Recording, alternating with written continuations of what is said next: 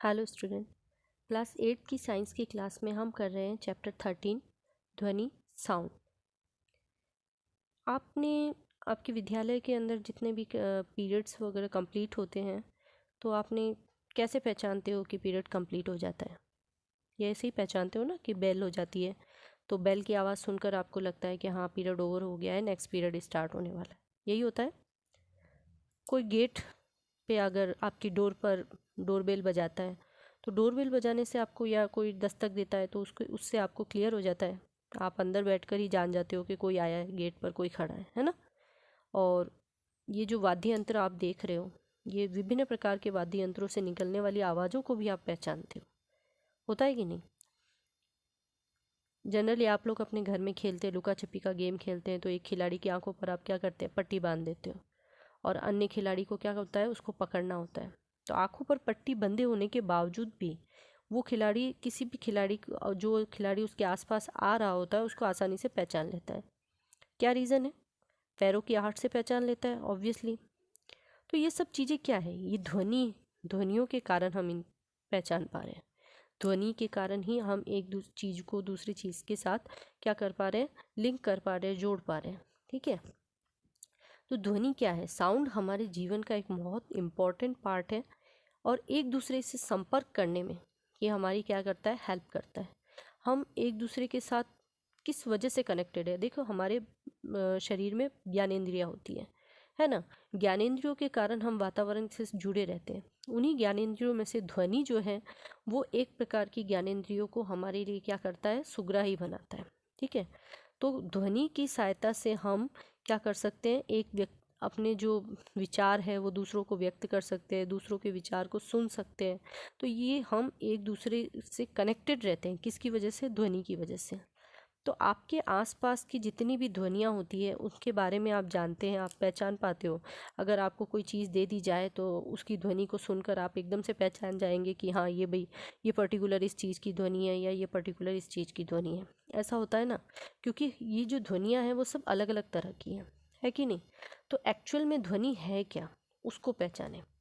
ये जो गिटार बज रही है, इस गिटार को आप देखो, ये जो वाद्य यंत्र बजा रहा है व्यक्ति गिटार, इसके हाथों को देखने की कोशिश करना। ये क्या कर रहा है? तारों को छूकर उसे बजाने की कोशिश कर रहा है ना, तारों को क्या कर रहा है, वाइब्रेट करवा रहा है।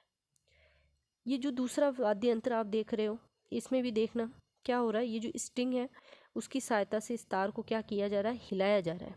उसके बाद ध्वनि उत्पन्न हो रही है। घर में भी आप इस तरह से करते हैं, बर्तन पर अगर कोई चोट करते हैं तो चोट करने से आपको ध्वनि उत्पन्न होती हुई सुनाई देती है ना। ये आवाज़ उत्पन्न हो रही है। जब आप इस बर्तन को छूकर देखेंगे, जैसे ही आपने इस पर चोट की और उसको छूकर देखेंगे तो आपको ये क्या होगा, वाइब्रेटिंग, थोड़ा सा कंपित होती हुई महसूस होगी। चलिए ये तो यहाँ पर क्लियर हो गया। अब इस चीज़ को देखना आप, यहाँ पर दो पेंसिल ले ली आपने और उस पर एक रबड़ बांध दी है टाइटली। अब उस रबड़ को आप खींचकर, जोर से खींचकर छोड़ दें, छोड़ दो तो क्या होगा, वो वाइब्रेट होती हुई दिखाई देगी। और वाइब्रेट होती हुई दिखाई देगी तो आप देखना उसको पास से आराम से सुनने की कोशिश करना, तो उसमें से एक हल्की सी ध्वनि भी आपको सुनाई देती। तबला, तबले की ये जो चद्दर, ये जो झिल्ली है, इस झिल्ली पर आप अगर थाप देते हैं तो थाप देते हो तो क्या होता है, आवाज़ उत्पन्न होती है, ध्वनि उत्पन्न होती है। और ध्वनि उत्पन्न होने के साथ साथ आप देखते हैं ये झिल्ली जो है वो कंपित होने लग जाती है। होता है ना। चलिए इन सब में तो हम क्लियर हो जाते हैं कि ये जितनी भी एग्जाम्पल्स अभी तक हमने पढ़ा उन सब में कोई ना कोई वस्तु कंपित होती हुई हमें दिखाई दे रही है, एक्चुअल में वास्तव में दिखाई दे रही है। यहाँ पर क्या हो रहा है, गिटार में जो है वो तार कंपित होती हुई दिखाई दे रही है। इस वाद्य यंत्र में तार, जो ये वस्तु है हमने ली है उसकी जो सरफेस है, उसकी जो सतह है वो हमें कंपित होती हुई अनुभव हो रही है ना, हम महसूस कर पा रहे हैं। ये जो तार है, रबड़ की जो पतली सी रबड़ हमने लिया है वो भी हमें कंपित होता हुआ दिखाई दे रहा है। तबले के जो मेम्ब्रेन है, झिल्ली है, वो भी हमें कंपित होती हुई दिखाई दे रही है। लेकिन बांसुरी में भी तो आवाज़ उत्पन्न होती है, ध्वनि उत्पन्न होती है कि नहीं? तो उसमें हमें कौन सी चीज़, बांसुरी में ऐसी कौन सी चीज़ है जो कंपित होती हुई, क्या आपने देखा बांसुरी में, बांसुरी कभी कंपित होता हुआ दिखाई देता है आपको? सोच के देखिए, नहीं, कभी भी नहीं, है ना। लेकिन फिर भी बांसुरी से ध्वनि कैसे उत्पन्न हो रही है?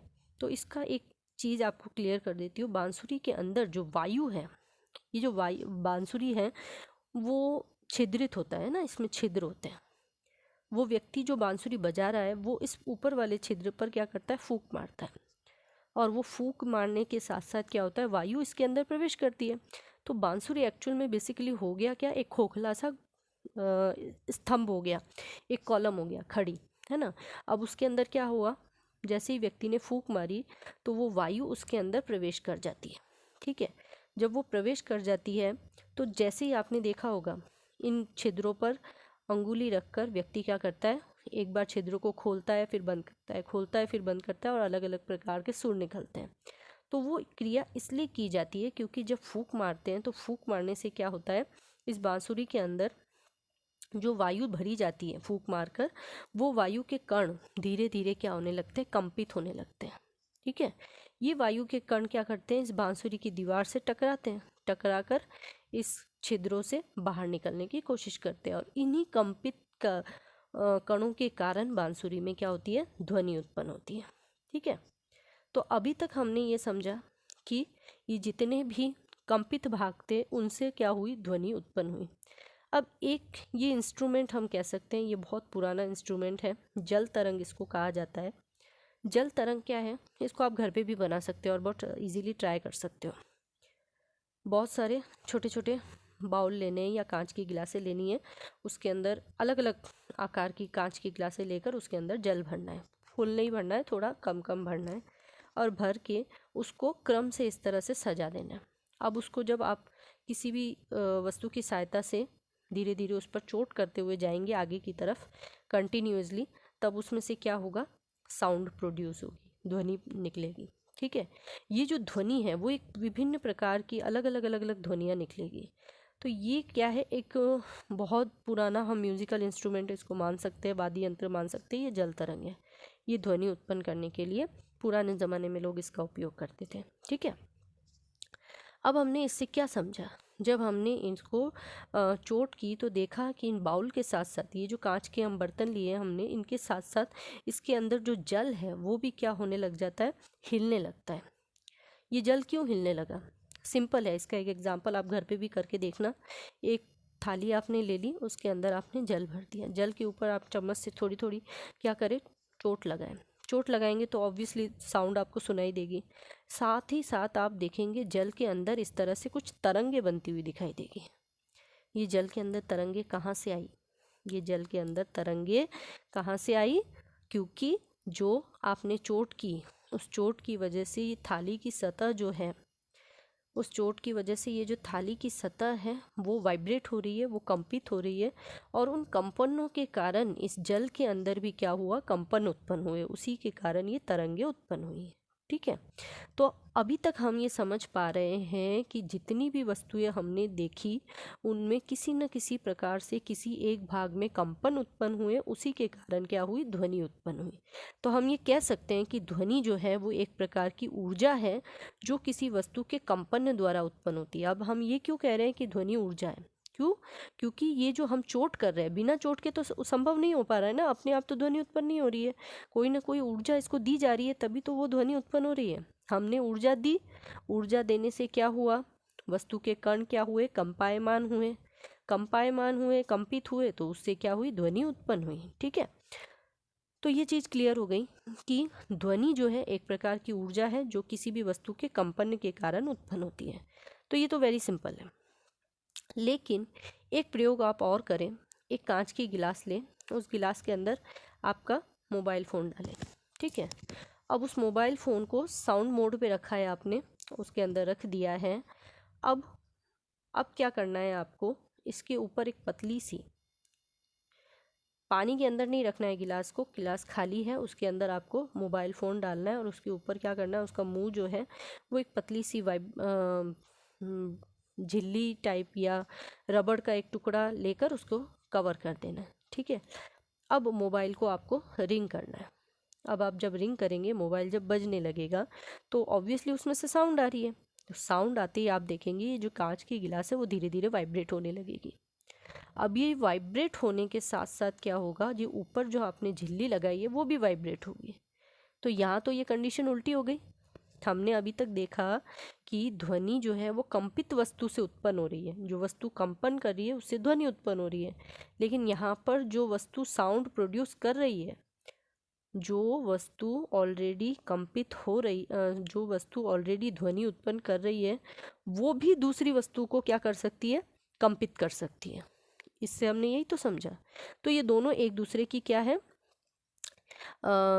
एक दूसरे के पूरक क्रियाएं हैं, मतलब एक दूसरे को कॉम्प्लीमेंट करती हैं। यानी ध्वनि से कंपन उत्पन्न हो सकता है और कंपनों से ही ध्वनि उत्पन्न होती है। ठीक है, ये थ्योरी क्लियर हो रही है। तो ये आप एक बार ध्यान से समझे कि ध्वनि एक प्रकार की ऊर्जा है जो किसी वस्तु के कंपन द्वारा उत्पन्न होती है। जब किसी वस्तु पर ऊर्जा के साथ प्रहार किया जाता है तो वस्तु के कण क्या होते हैं, कंपन करने लगते हैं, और इसी कंपन के कारण वस्तुओं से ध्वनि उत्पन्न होती है जो कि हमें सुनाई देती है। सेम टू सेम जो ध्वनि उत्पन्न करने वाली वस्तु है वो अपनी ध्वनि के सहायता से कंपन भी उत्पन्न कर सकती है। ठीक है, तो ये जो चीज़ें हैं आपको क्लियर हो जाती है। नेक्स्ट, अब मैं इतनी देर से कह रही हूँ कि कंपन है, कंपन है, कंपन के कारण ध्वनि उत्पन्न हो रही है, तो ये भी तो समझना पड़ेगा ना कि कंपन होते क्या है, एक्चुअल में कंपन है क्या। तो कंपन क्या है, किसी भी वस्तु का या वस्तु के कण का अपनी मूल स्थिति के इर्द गिर्द गति करना, ये उसकी मूल स्थिति हम मान लेते हैं, ये मूल स्थिति है, बेसिक पॉइंट है। जब वो वस्तु विराम अवस्था में थी उसके कण यहाँ थे।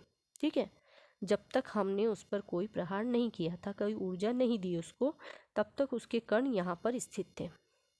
जैसे ही हमने उस पर ऊर्जा के साथ प्रहार किया तो उसके कण क्या हुए, अपनी माध्य स्थिति से ऊपर नीचे इर्द गिर्द गति करने लगे।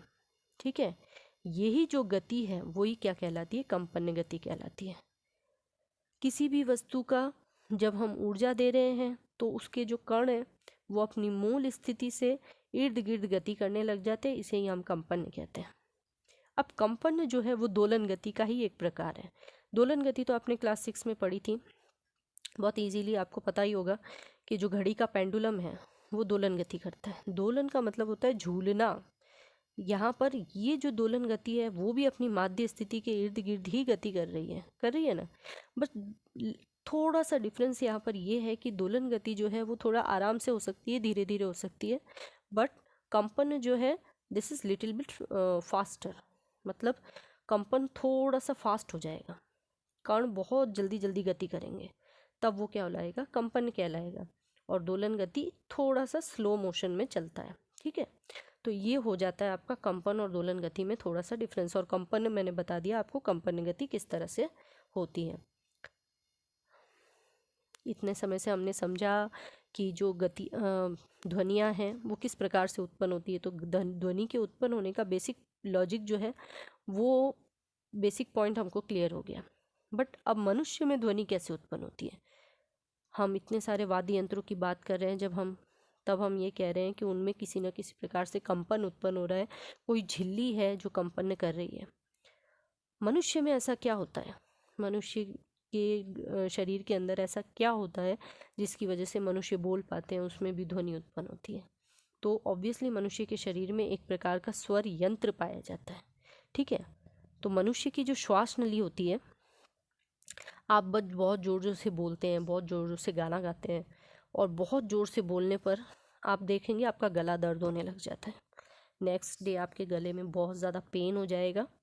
ऐसा क्यों हो रहा है, क्योंकि आपके गले के अंदर क्या पाया जाता है, आपकी जो कंठ नली होती है, श्वास नली होती है, वहाँ पर क्या पाया जाता है, एक स्वर यंत्र पाया जाता है। इस हिस्से में क्या पाया जाता है, एक स्वर यंत्र, लैरिंक्स बोला जाता है इसको। ठीक है, कंठ में जो ये आप अपने कंठ में हिस्से में उभरे हुए हिस्से में हाथ लगाकर देखें, यहाँ पर थोड़ा सा उभरा हुआ हिस्सा होगा, वहाँ पर उसे कंठ कहा जाता है। वहाँ पर हमारे शरीर का वाक्य यंत्र या स्वर यंत्र पाया जाता है। अब ये जो स्वर यंत्र है, ठीक है, ये शरीर का एक ऐसा भाग है जो श्वास नली के ऊपरी सिरे पर स्थित होता है। ठीक है, इस वाक्य यंत्र में जिस तरह से एक तबला किस तरह से गति करता है, या आप इसको एक एग्जांपल के थ्रू समझ सकते हैं। जैसे आप कागज़ की दो पट्टियों को मोड़ लें और दो पट्टियों को मोड़ने के बाद उसको बीच में से फूंक मारें, तो फूंक मारने पर क्या होगा, दोनों का पट्टियाँ जो है वो कंपित होने लग जाएगी और उसमें से थोड़ी सी साउंड भी निकलेगी। तो ये चीज़ आप घर पे करके देखेंगे और मुझे बताएंगे कि ये क्रिया कैसे होती है जो मैंने आपको अभी बताई। तो शरीर का ये जो भाग है हमारा वाक यंत्र, ये भी सेम टू सेम इसी तरह से वर्क करता है। ये जो वाक यंत्र है, इसके कंठ के आर पार क्या पाए जाते हैं, 2 वाक तंतु। ये जो वाक यंत्र है ये पाया जाता है हमारे कंठ वाले हिस्से में, और इसका जो पूरा एपरेटस होता है वो इस तरह से होता है कि यहाँ पर 2 पतली झिल्ली नुमा संरचना जो है वो मांसपेशियों की सहायता से श्वास नली की जो दीवार होती है, भित्ति होती है, उसके साथ जुड़ी हुई होती है। ठीक है, जब फेफड़ों में से वायु छोड़ी जाती है, जब ये फेफड़ों में से वायु इसमें छोड़ी जाएगी, तब ये जो दोनों वाक तंतु हैं, ये जो वाक तंतु जिनको हम कह रहे हैं पतली पतली झिल्लियाँ, ये वाक तंतु क्या होते रहे, हिलने लग जाते हैं। ठीक है, ये दोनों हिलने लग जाते हैं और एक दूसरे से टकराते, कभी खुलते हैं और कभी बंद होते हैं। ये खुला हुआ वाक तंत्र है और ये बंद वाक तंत्र है। ठीक है, तो खुलते हैं और बंद होते हैं। इनके खुलने और बंद होने से क्या होता है, बीच में एक पतली सी झिल्ली बन जाती है। इन झिल्ली से जब वायु निकलती है, इन वाक तंतुओं से टकरा कर जब वायु बाहर निकलती है, तब क्या होता है, आवाज़ निकलती है, ध्वनि उत्पन्न होती है, भिन्न भिन्न प्रकार की ध्वनियाँ उत्पन्न होती हैं। ठीक है, फेफड़े जब क्या करते हैं, बलपूर्वक वायु को बाहर की तरफ निकालने की कोशिश करते हैं, तो क्या होता है, वाक तंतु कंपित हो जाते हैं और कंपित होकर क्या होते हैं, ध्वनि उत्पन्न करते हैं। अब हम ये जान गए कि ध्वनि उत्पन्न होती कैसे, लेकिन ये भी तो पता होना चाहिए ना कि मनुष्य में तो पुरुषों में ध्वनि अलग अलग होती है, स्त्रियों में ध्वनियाँ अलग होती हैं। पुरुषों की जो ध्वनि होती है वो थोड़ी सी मोटी होती है और स्त्रियों की ध्वनियाँ जो होती है वो बहुत पतली होती है, बच्चों की ध्वनियाँ भी बहुत पतली होती है। तो ऐसा क्यों होता है, क्योंकि ये जो वाक तंतु है जिन मांसपेशियों से जुड़े होते हैं, ये जो मांसपेशियों से जुड़े हैं वाक तंतु, ये मांसपेशियाँ जो होती है वो बहुत ज़्यादा क्या करती है, लचीली होती हैं। वो क्या कर सकती हैं, इन वाक तंतुओं को बहुत खिंचाव युक्त भी रख सकती है और बहुत ढीला भी कर सकती हैं। ये डिपेंड करता है कि वाक तंतु किस प्रकार के। अगर वाक तंतु मोटे हैं, जैसे पुरुषों में होते हैं, वाक तंतु मोटे होते हैं, तो वो मांसपेशियाँ क्या होती है, उनको ढीली पकड़ बनाए रखती है। तो ढीली पकड़ बनाए रखती है, तो जो वायु निकलती है उसकी वजह से ये जो वाक तंतु है वो कम कंपित होते हैं, धीरे धीरे कंपित होते हैं। इस वजह से जो ध्वनि जो है वो मोटी मोटी आवाज़ में सुनाई देती है। ठीक है, और जो स्त्रियों में ये जो वाक तंतु होते हैं वो बहुत पतले होते हैं और बहुत खींचे हुए होते हैं, जिसकी वजह से जब वायु बाहर निकलती है इन तंतुओं में से, तो वाक तंतु बहुत जल्दी जल्दी कंपित होते हैं। इस वजह से उनकी जो ध्वनि की जो तीव्रता होती है, तीक्ष्णता होती है, वो अधिक होती है। तीखी ध्वनि स्त्रियों में और बच्चों में पाई जाती है। ठीक है, तो ये जो वाक तंत्र की क्रिया विधि है, किस तरह से ये काम करते हैं, उसको हम और इजीली समझ रहे हैं इस वीडियो की सहायता से। एक बार इसे ध्यान से देखना। ये वाक तंतु मांसपेशियों की सहायता से क्या है, जुड़े हुए हैं। ये मांसपेशियाँ इनको खींच सकती है और ढीला कर सकती है। ठीक है, जैसे ही वायु हवा फेफड़ों से बाहर छोड़ी जाती है, तो अब ये क्या होते हैं, वाक तंतु कंपित होते हैं। ठीक है, इनके बीच में एक पतली सी झिर्री बन गई है, और ये जो वाक तंतु, इनके बीच में जो ये पतली झिर्री बन गई है, ये वाक तंतु आपस में टकराते हैं और क्या होते हैं, कंपित होते हैं, जिसके कारण ध्वनि उत्पन्न होती है। ठीक है, अब ये वाक तंतु मोटे हैं तो क्या होगा, ध्वनि, बहुत मोटी ध्वनि उत्पन्न होगी। और वाक तंतु अगर खींचे हुए और तने हुए होंगे तो क्या होगा, बहुत बहुत ही ज़्यादा पतली महीन ध्वनि उत्पन्न होगी। वाक तंतु देखो आराम से क्या हो रहे हैं, खींच रहे हैं और मोटे हो रहे हैं। ठीक है, तो कहने का ये मतलब है कि स्त्रियों में जो वाक तंतु होते हैं वो क्या होते हैं, पतले होते हैं और खींचे हुए होते हैं, जिसके कारण क्या होती है, ध्वनि पतली और तीक्ष्ण सुनाई देती है। जबकि पुरुषों में वाक तंतु क्या होते हैं, मोटे होते हैं और ढीले होते हैं, मांसपेशियों की पकड़ उनमें ढीली होती है, जिसकी वजह से उनकी आवाज़ जो है वो मोटी सुनाई देती है। ठीक है, इसके बारे में और डिस्कस जो है हम डिटेल में जो स्टडी है, जैसे तीक्ष्णता हो गई, ध्वनि की क्वालिटी हो गई, उसके बारे में डिटेल हम हमारी नेक्स्ट वीडियो में करेंगे, तब भी इसको और क्लियर कर दूंगी मैं। ठीक है, अब पढ़ते हैं ध्वनि की प्रकृति। ध्वनि, जब हम कह रहे हैं कि ध्वनि संचरित हो रही है, एक जगह से दूसरी जगह जा रही है और कंपनों के कारण ध्वनि जा रही है, तो ध्वनि एक दूसरे एक स्थान से दूसरे स्थान तक कैसे पहुंचती होगी, किस तरह से जो डोर बेल बजती है और हम तक आवाज़ सुनाई देती है, तो ऐसा कैसे हो पाता है। तो देखो ध्वनि के संचरण के लिए क्या होता है, जो ध्वनि स्रोत है जहाँ से ध्वनि उत्पन्न हो रही है, यानी कि जिस ऊर्जा के साथ हमने किसी वस्तु पर प्रहार किया उसके कण कंपित होने लग गए। अब उसके कण कंपित होने लग गए तो वहीं से ध्वनि उत्पन्न होगी, तो ये हो गया ध्वनि का स्रोत। अब ये ध्वनि के स्रोत से हम तक ये ध्वनि कैसे पहुंची, तो कैसे पहुंची, जब किसी वस्तु पर हमने प्रहार किया उससे ध्वनि उत्पन्न हुई। तो ध्वनि उत्पन्न होने से क्या हुआ, वो जो ध्वनि के कंपन उस वस्तु के कंपन थे, उस कंपनों ने इतनी अधिक ऊर्जा थी उसके अंदर कि उसके आसपास की जो वायु थी वो वायु के कण भी धीरे धीरे क्या होने लग जाते हैं, कंपित होने लग जाते हैं। ठीक है, अब ये जो कंपन है वो धीरे धीरे आगे की ओर बढ़ते हैं और जैसे जैसे ये कंपन आगे की ओर बढ़ते हैं पीछे की ओर जो कंपनों की तीव्रता है वो कम होने लगती है। ठीक है, तो ये जो कण है वो आगे से आगे कंपित कणों को ऊर्जा देते रहते हैं, कण आगे कंपित होते रहते हैं वायु के अंदर, वायु के कण कंपित होते हुए आगे बढ़ते रहते हैं और हमारे कानों तक जब पहुंचते हैं तब हमें ध्वनि सुनाई देती है। ठीक है, तो ध्वनि जो है वो क्रमशः कंपनों के कारण आगे से आगे क्या करने लगती है, पदार्थ के कणों को कंपित करती रहती है और आगे से आगे बढ़ती रहती है।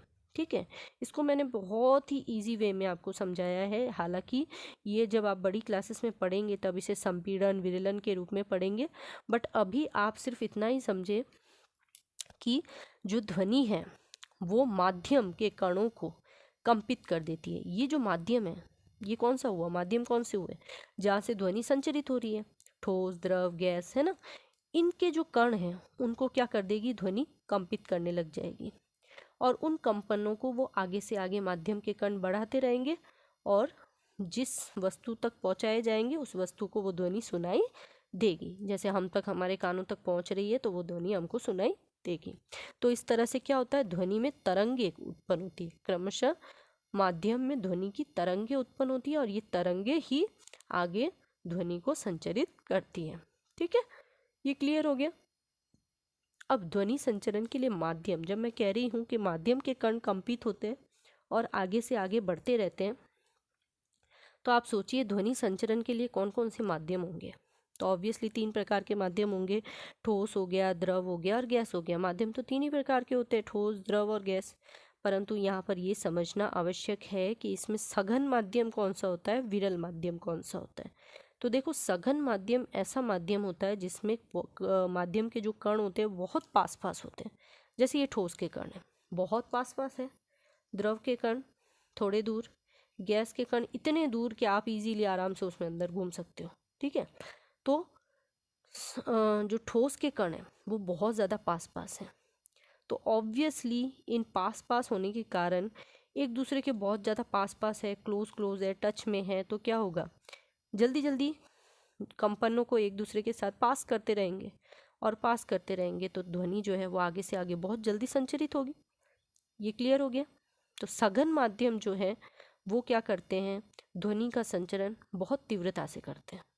ठीक है, जो विरल माध्यम है यानी जिनके कण बहुत दूर दूर है वो क्या करेंगे, कण दूर दूर है तो ऑब्वियसली एक कण को दूसरे कण में कंपनों को पास करने में टाइम लगेगा। ठीक है, तो विरल माध्यम जो है वो क्या करेंगे, ध्वनि को पास करने में समय लगाएंगे।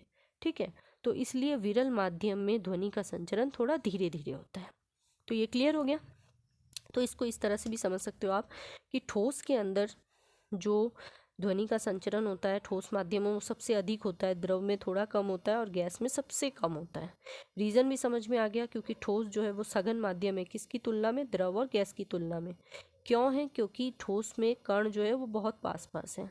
ठीक है, द्रव में और गैस में दूर दूर है, तो ये विरल माध्यम हो गया। विरल माध्यमों में ध्वनि का संचरण धीरे धीरे होता है। ठीक है, तो ये सारी चीज़ें आपको क्लियर हो गई। ये बेसिक नॉलेज है जो मैंने आपको बता दी। अब हम पढ़ते हैं मेनली इसका संचरण द्रव में कैसे होता है। तो द्रव में ध्वनि का संचरण कैसे होता है, एक प्रयोग द्वारा इसको समझे कि हम क्या करेंगे, एक बकेट लेंगे, उस बकेट के अंदर जल से उसको भर देंगे। ठीक है, अब जब आपने उसको जल से भर दिया है तब आप क्या करें, उस एक घंटी लें और घंटी को जल के अंदर हिलाएं और इसकी ध्वनि को जल की सतह के ऊपर से सुनने का प्रयास करें। ठीक है, आपको इसके अंदर ध्वनि सुनाई देगी, बिल्कुल सुनाई देगी, बट थोड़ी धीरे धीरे सुनाई देगी। ठीक है, तो द्रव में ध्वनि का संचरण जो है वो थोड़ा धीरे धीरे होता है, क्योंकि द्रव के कण जो है वो क्या है, थोड़ा दूर दूर है। ठीक है, नेक्स्ट, ठोस में ध्वनि का संचरण। अब ठोस में ध्वनि का संचरण, जैसा कि मैंने आपको पहले ही बताया, ठोस में बहुत कॉम्पैक्ट होता है, उसके कण बहुत ज़्यादा पास पास होते हैं। तो बहुत ज़्यादा पास पास होंगे तो ध्वनि कंपनों को बहुत जल्दी जल्दी आगे संचरित करेंगे। ठीक है, इसको कैसे समझेंगे, आप एक हिस्से में क्या करें, टेबल के एक हिस्से पर खड़े हो जाए, वहाँ पर कान लगा ले और दूसरे हिस्से पर आपके फ्रेंड को कहें कि यहाँ पर थोड़ा नाखून से स्क्रैच करें।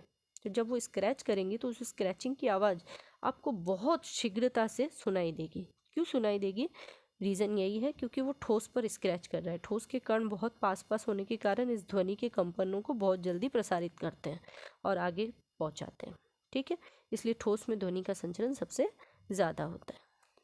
अब मैंने आपको बता दिया ठोस में ध्वनि का संचरण होता है, द्रव में ध्वनि का संचरण होता है, और गैस यानी वायु में ध्वनि का संचरण तो मैं आपको बता ही चुकी हूँ कि कणों के माध्यम से, कंपित कणों के माध्यम से होता है। अब ऐसा कोई स्थान है जहाँ पर ध्वनि का संचरण संभव नहीं है? बिल्कुल, ऐसा एक स्थान है निर्वात।